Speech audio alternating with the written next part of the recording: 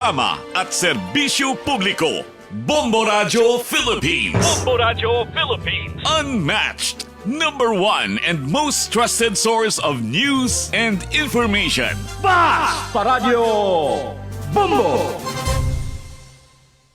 Ngayong umagang ito, tayo po ay mapalad dahil makakasama natin live ang isang geopolitical analyst, si Professor Ana Malindog Uy, live via Zoom. Professor Ana, magandang umaga po at welcome sa Bombo Radyo Cagayan de Oro.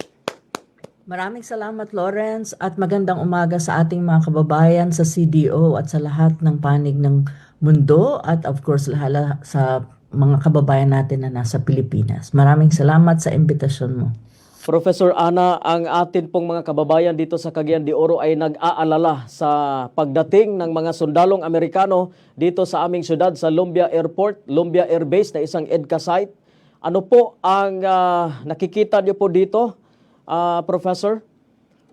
Oo nga, nabalitaan ko sa iba't ibang sources na yun nga, may mga deployment ng US troops sa lugar nyo, which is yung Lumbia Air Base nga is an EDCA site at ang justification nila is magti-training daw, humanitarian or disaster training to certain extent.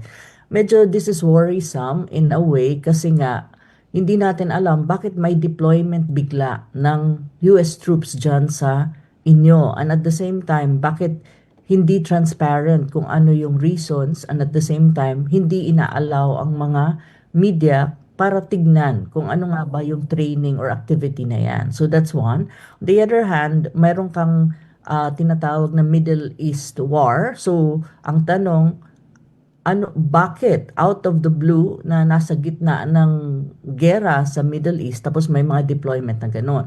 So these are kind of critical questions na hindi rin sinasagot ng gobyerno natin. At the same time, walang any kind of announcement or some kind of explanation na bakit may ganitong movement.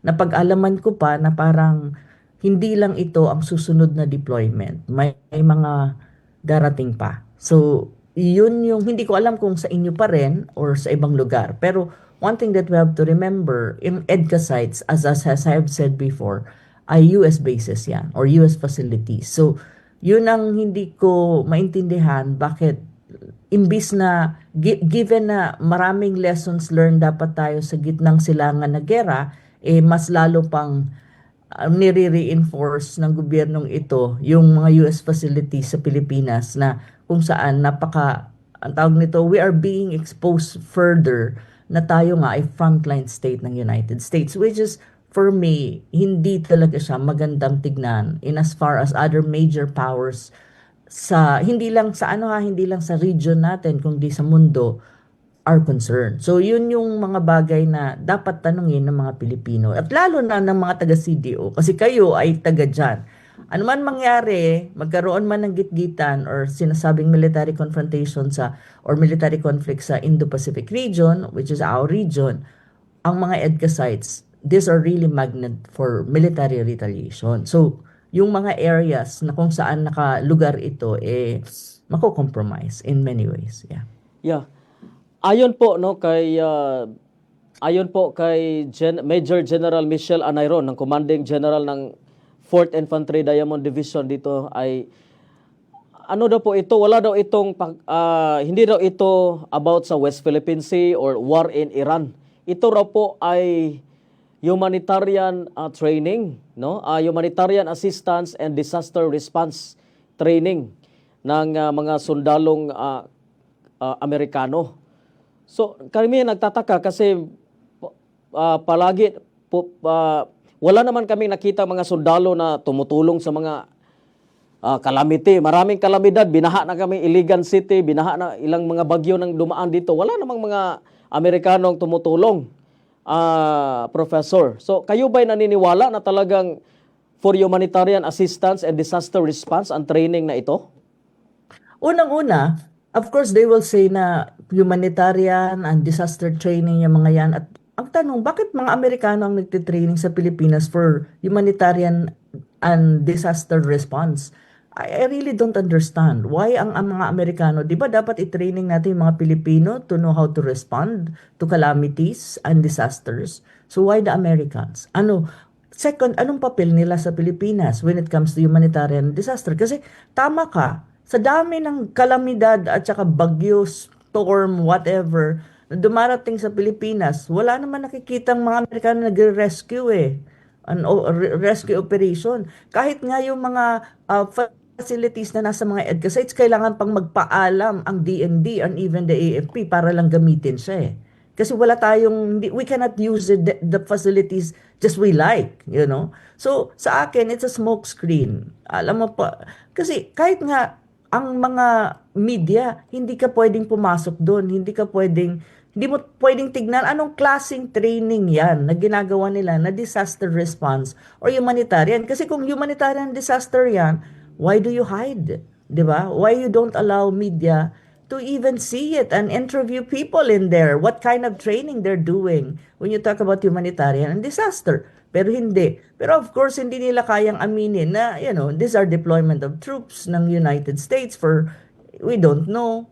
Pero ang alam ko dyan, it's not necessarily humanitarian and disaster. Kasi nga, hindi nila masasagot kapag ang mga media ay nagpunta dyan at syempre magtatanong.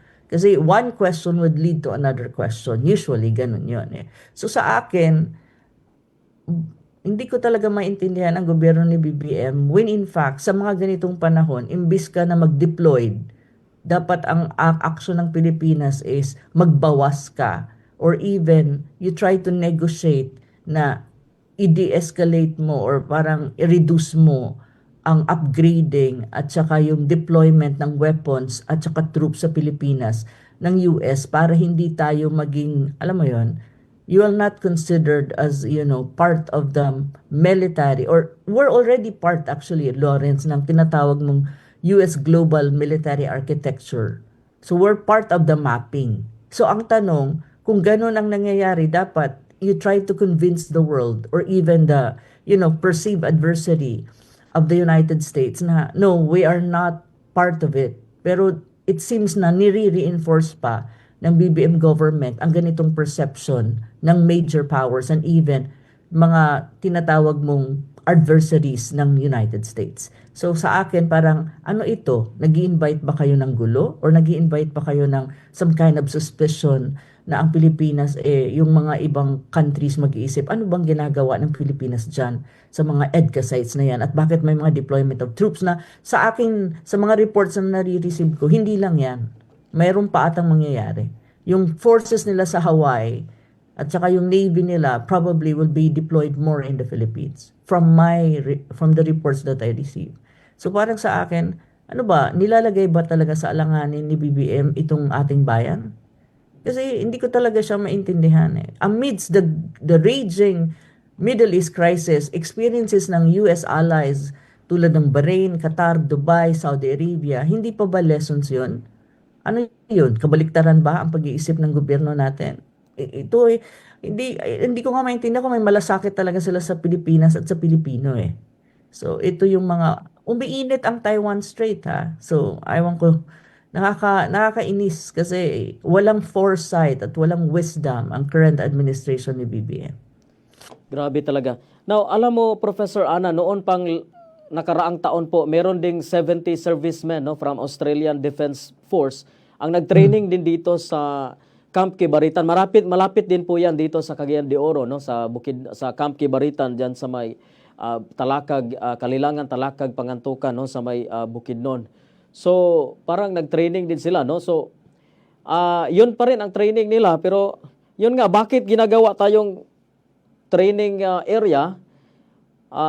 Okay lang sana kung training area, pero may mga pagdududa po kasi ang lahat ating mga kababayan dahil napaka-stricto po ng seguridad dyan, Kahit ikaw malaking opisyal dito sa Cagayan de Oro, hindi ka basta-basta makakapasok dyan sa Lumbia Air Base. Hindi naman kasi natin yan pag-aari, Lawrence. You have to understand that if it's a US facility or a US military basis, it means it's not substantially speaking, though nasa lupa natin sila, it's a US property. when you say US property, then our sovereignty does not apply to that area.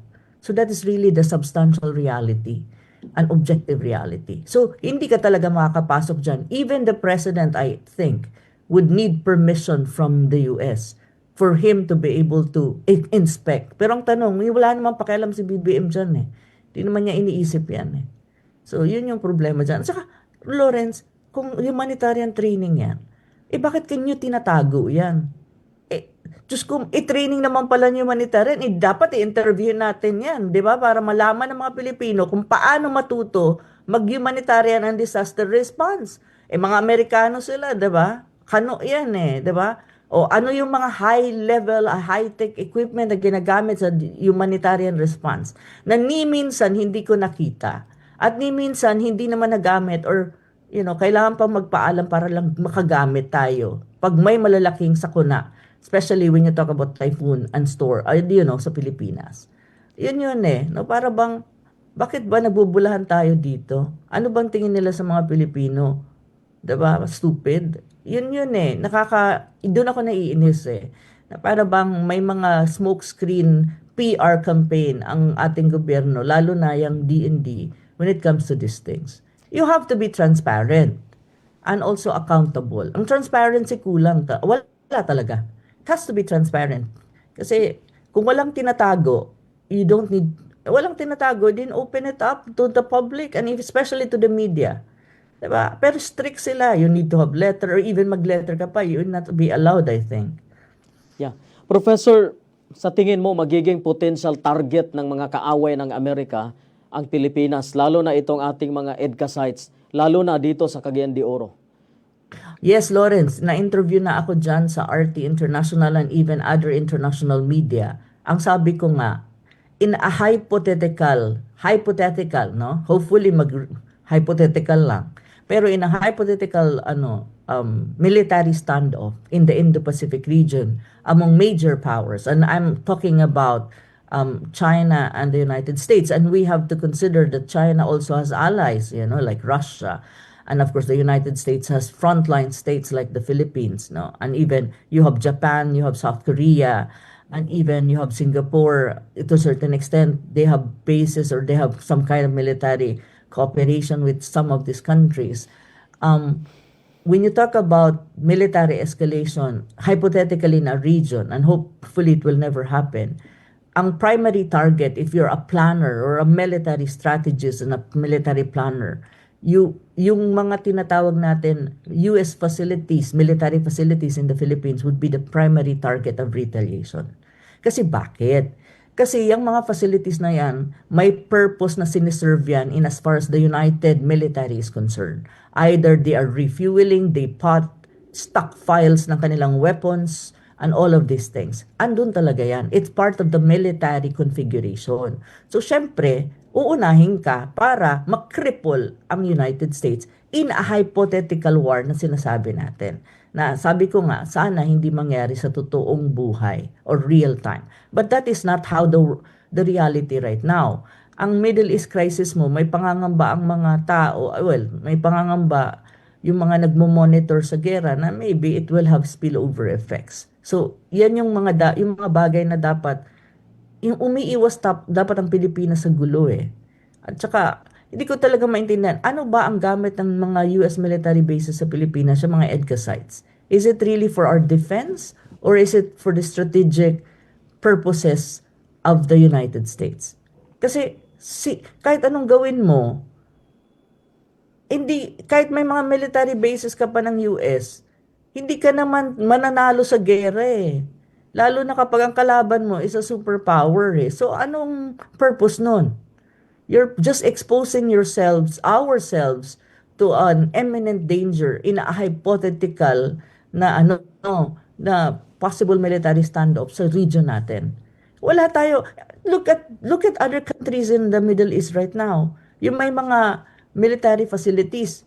Do you really think they can fight with Iran? And, hindi naman kasi hindi kakayanin In the same manner sa atin. So, ang hindi ko maintindihan kay BBM, imbis na tutukan niya ang ekonomiya at, ang daming problema sa ekonomiya natin, sa politika at sa social welfare ng Pilipinas, ito pa itong mga military related ng US ang alam mo yon yung kanyang tinututukan. So there's really some kind of misguided priority itong BBM administration.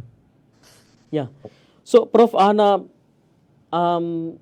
may mensahe ka ba sa ating mga kababayan dito sa Cagayan de Oro dahil iba-iba ang reaksyon at marami ang nag-aalala kasi nga may gera sa Middle East tapos pinapunta pa natin dito yung mga soldadong Amerikano.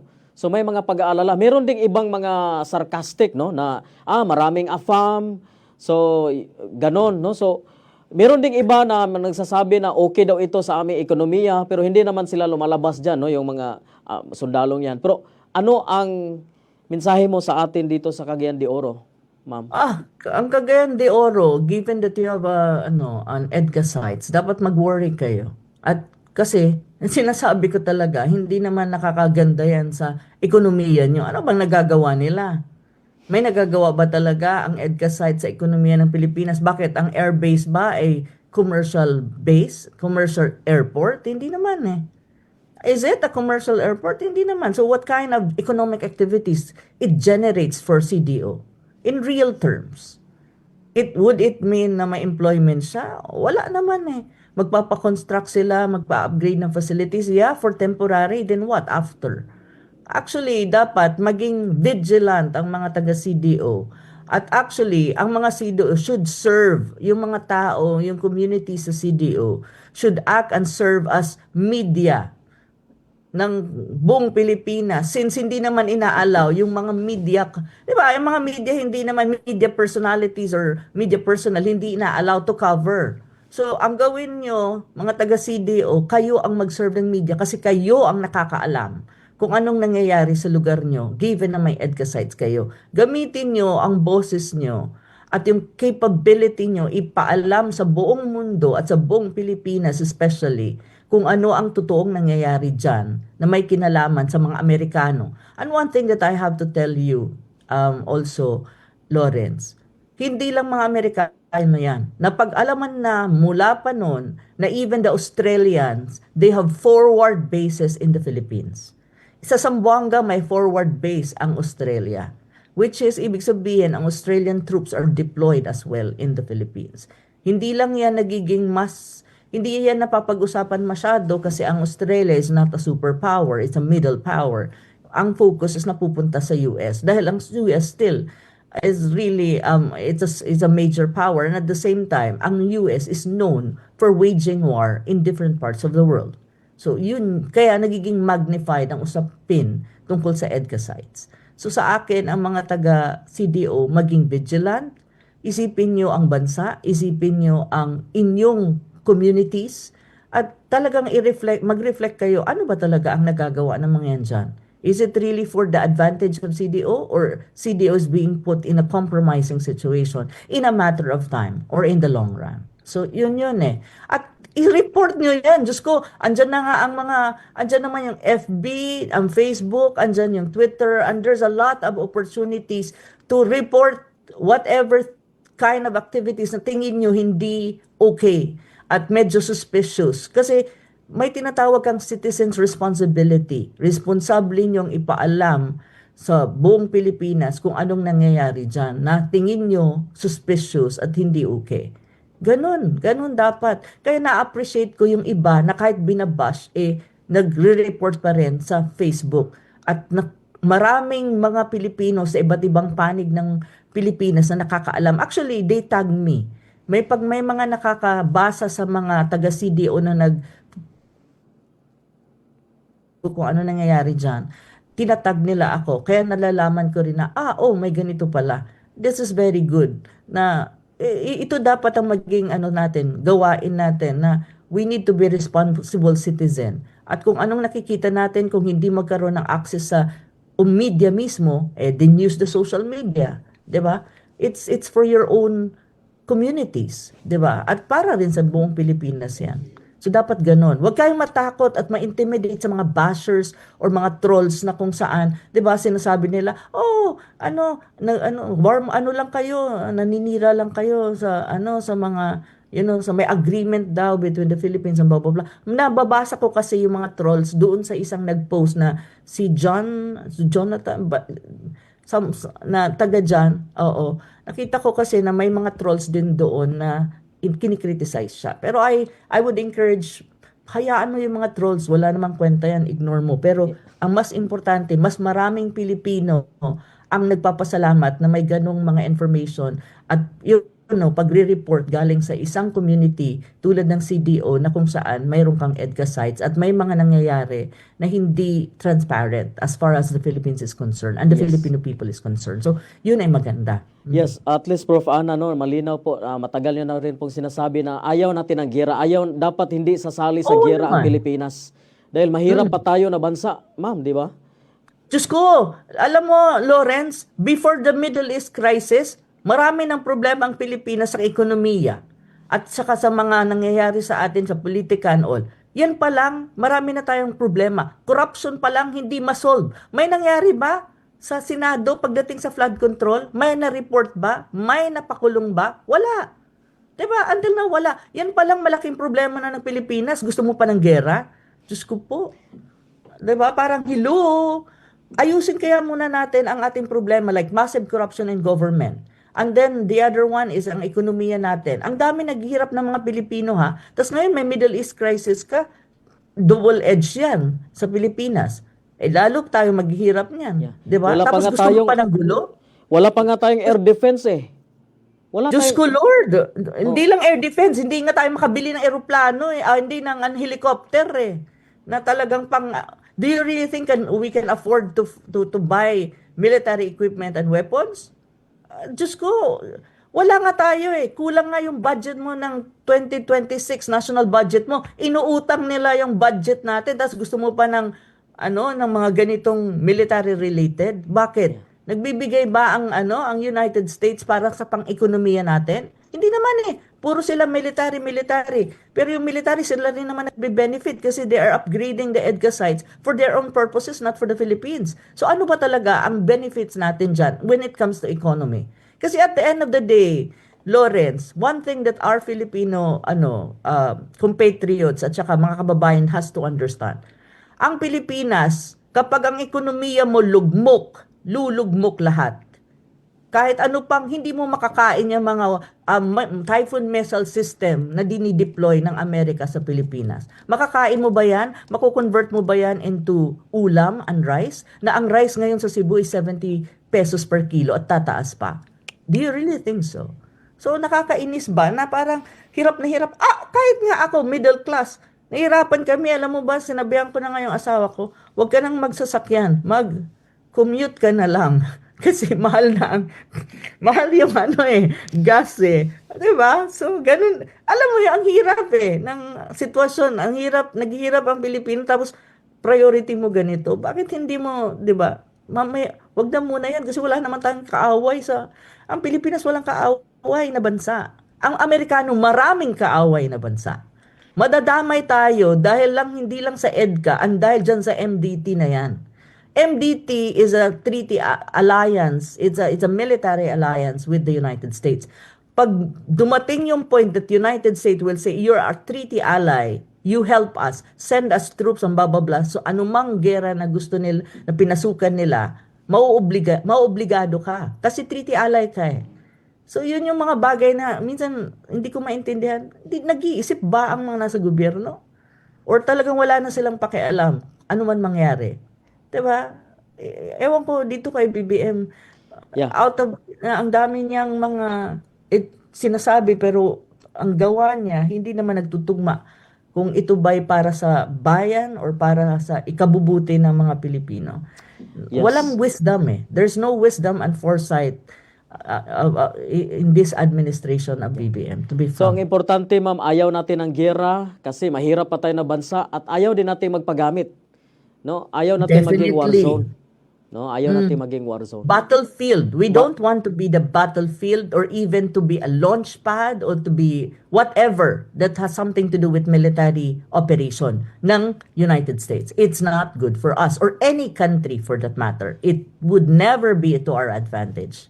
Yun ang dapat maintindihan ng mga Pilipino na yung iba dyan, tahimik, walang sinasabi.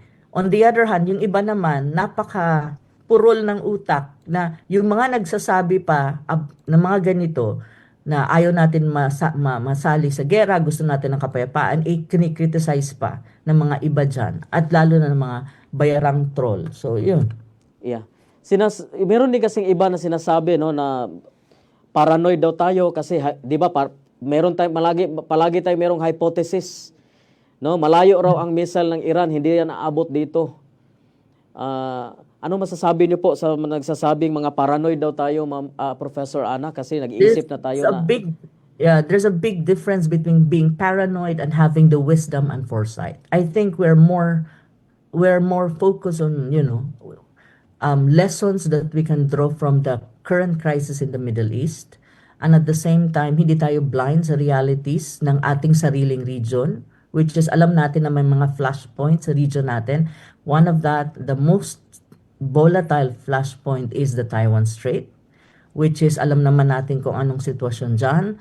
And on the other hand, hindi rin mali na as early as now, ipag-usapan yung mga issues na yan na critical sa Pilipinas at gumawa ng hakbang na hindi. Ito yun, Lawrence, bakit ka maghihintay sa point na push to the wall ka na? Kaysa ngayon na may time ka to recalibrate this kind of foreign policy ng BBM administration, which is not neutral and it's not independent and it's really within the hands of the United States. In the very first place, we claim to be an independent state. So kung independent ka, then make it sure na independent ka in a real sense. Hindi yung tipong hawak ka ng Amerikano sa liig. Kasi ang totoo, Lawrence, hawak ang BBM administration sa liig ng mga kano. So do you really think it's good? Is it being paranoid? Of course not. That's being realistic and being truthful to the realities that the country is into right now. So ganun siya. Itong mga hindi nila naiintindihan kasi ang edukasyon nila when it comes to these things is hindi naman talaga at par dun sa realidad ng Pilipinas. So sa akin, ignore these people. Kasi kapag nagkataon na nagkalintikan, dapat sila ang iuna mong isalang sa whatever it is na mangyayari. Kasi ako, sinasabi ko sa'yo, umiinit ang mundo, umiinit talaga. Imagine mo, Lawrence, you have a Middle East war na ang tingin ng mga international relations expert, there's a possibility that it will expand to spill over.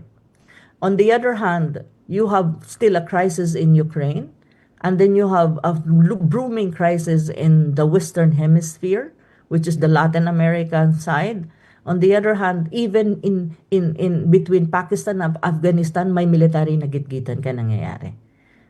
Ang pinaka-peaceful na lang na region, to be frank with you, at the moment, and hopefully na ma-preserve yan, is our region, the Asia Pacific.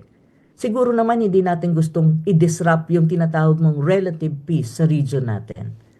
At hopefully, the Philippines will never be a launch pad for any kind of possible na magkakaroon ng gulo sa Pilipinas. Pero paano mo masasabing hindi at paano hindi mo maiisip minsan when the government is not even in control when you talk about military and defense? It's the Americans, really. That's the truth. Kahit yung mga retired generals, alam nila yan. Diba? At kahit yung nasa loob ng ng AFP at even some of the DND who really thinks and who really care for the country, they know these things. So, diba? Ang tanong ko sa mga Pilipino, payag ba kayo? Hanggang kailan ang Pilipinas magiging under the subjugate and control influence ng United States? Ayaw nyo bang maging independent that you can actually, decide for what will happen to your country and how we gonna, stand as a country amidst all of this crisis in the world, and even paano mo, ano yung gusto mo sa bansa mo? Diba? Hindi pa ba kayo pagod na lagi tayo, mula noon, the time of US colonization hanggang ngayon, hindi ka pa nakakaalpas dyan? Parang, siguro enough na yun na experience, no? You need to learn how to be independent. I mean, ako siguro mahirap ang katayo ng Pilipinas, pero if you want to be independent and you want to succeed as a country, I think the Philippines can do it. Magagaling naman ang Pilipino eh. Kaya lang, ang domestic na problema natin, marami din. Ang politika mo, backward masyado. You know, there are a lot of problems sa Pilipinas. Dapat itong mga issue ng gera, hindi na natin dapat yan maging problema. Yes, Pero yes. problema pa rin. With the US military forces, it's a problem still. Yeah. Yes. Professor, maraming salamat po Professor Ana sa iyong panahon no na makapanayam namin dahil kami sa Cagayan de Oro ay nag-aalala rin no sa posibleng mangyaring ito. So Professor, mabuhay po kayo. Maraming salamat. Maraming salamat, Lawrence, at sana ang mga taga-CDO maging vigilant kayo para sa sarili nyong komunidad. Maraming salamat at magandang araw po sa lahat. Alright, ating nakasama, no, atong nakauban si Professor Ana Malindog Uy, isang geopolitical analyst